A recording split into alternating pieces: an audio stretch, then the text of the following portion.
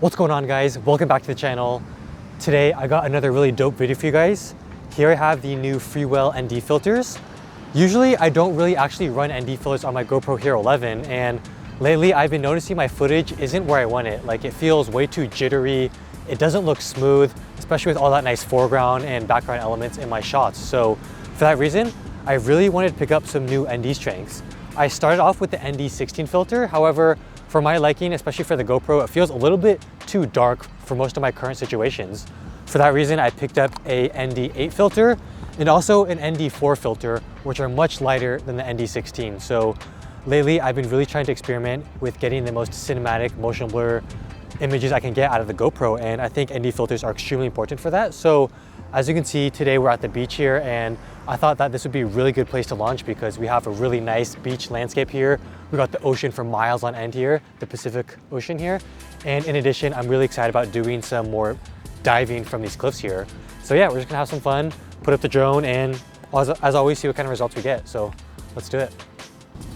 All right, guys, so before we launch, it's really important to take a step back, take a breather, and really focus on dialing in your settings for your GoPro, your correct ND, and make sure your drone, your goggles, your remote is all good to go, because especially for these mid-range / long-range flights, you really want to be making sure that all your gear is ready to go so you can just focus solely on the shot, because that's our main goal here, to get the best shots here. So here on the GoPro, we're going to put it into video mode, obviously. I'm going to be shooting in cinematic mode, 5.3K, 8x7. I really like 8x7 aspect ratio because I can post really awesome reels on my Instagram and also use it on YouTube for you guys. So it's a really good aspect ratio. So I really like the GoPro Hero 11. And next here, we're gonna click the pencil. I fly with hyper smooth off because I'm gonna be using real steady later in post, so we're good. I'm gonna be doing 10-bit on, bitrate high, white balance auto. And this is really important, make sure ISO max and min are set to 100 because we're working with a lot of light here. It's really bright here, so ISO 100 definitely. I'm gonna do sharpness high, color natural. So since we're at the beach today and everything's a nice constant exposure, everything's really bright here, I'm gonna dial in my shutter at 1/48 so we can get the most cinematic motion blur. I'm gonna be shooting at 24 frames a second, so it's really important that you have your shutter speed double the frame rate because then we can get that nice cinematic motion blur. And that's why it's so important to have a set of ND filters as opposed to just one ND filter, because now we could really dial in the look we're trying to get. So firstly, I'm gonna experiment with our ND8 filter and see how it looks from there. Okay, so with ND8, it's still a little bit too bright. So that's why having an ND16 filter is so awesome. I'm gonna go over here now. This is our darkest ND strength here, ND16. And honestly, yeah, that looks pretty good. It's a little bit overexposed, obviously directly into the sun over there, but along the beach here, everything looks properly exposed, and yeah, everything looks nice and even. So we're at ND16, 5.3K, 24 frames, and yeah, we're gonna launch it and do some surfing along the beach here, along the water, doing some cliff diving. Yeah, just have some fun, really mix it up.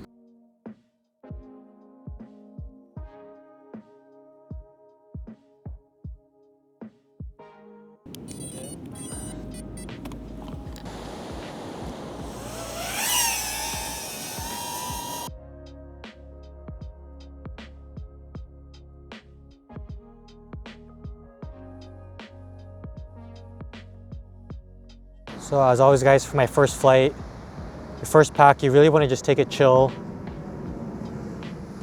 Really just kind of get to know the area, see how the connection feels. But yeah, the O3 air unit is really good for mid-range and long range. So, I mean, I'm all the way out here and I have a full 50 megabits. That's why I like flying at the beach, because you can go out really far and maintain really good connection because there's barely any interference out there. And it's really easy to find your way home. You just gotta literally just turn around and go towards the beach. But I think it's a really good idea to really push yourself and fly in these really long range and these really big environments because it helps your creativity. I feel like this map here is like a blank canvas. I mean, I can fly literally wherever I want. There's no restrictions, and yeah. But yeah, the Cinelog 35 does really well outside. I mean, even though it's super windy here, that's why having a 3.5 inch is so valuable. Like, it's really good for outdoor stuff. I mean, I have so much power out here. It does really well against the wind here, and by having a heavier setup, it does definitely help. With the GoPro Hero 11 on here, this thing is really just cruising in the wind right now.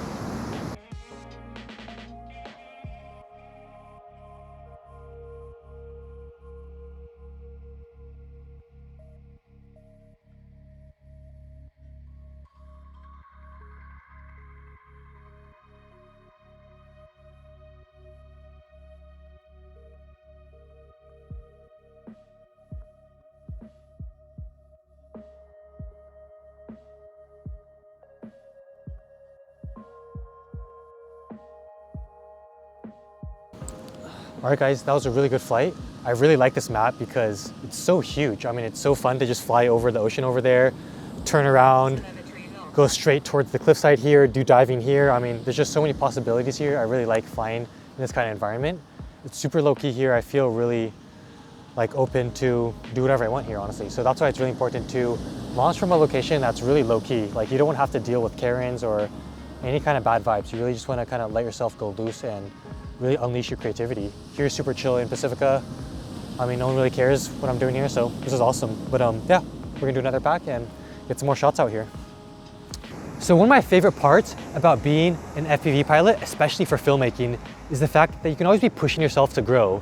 And what I mean by that is these past few months, honestly, I've just been flying around my house, doing flights around the schoolyard by my house, because I think part of me is kind of scared that I'm gonna crash and I'm gonna lose my drone. But honestly, I think it's a really good practice to really push yourself as a pilot and literally fly farther, because when you're able to fly farther, it makes you more confident as a pilot, it makes you feel more confident in your machine, in your gear, and it helps you really relax to, you know, really relax and focus on your filmmaking. So by being able to fly really far on a regular basis, when you're doing like a professional paid gig and everything is kind of like within line of sight, you feel really confident because you're like, wow, I've flown way farther than this, easy money, you know, so today's no problem. Like it really helps you grow and makes you more experienced as a pilot. And I think that's so important. So these past few weeks, actually, I've been really trying to focus on pushing the O3 Air Unit to its potential, you know? Like the O3 Air Unit is actually a really good long range device.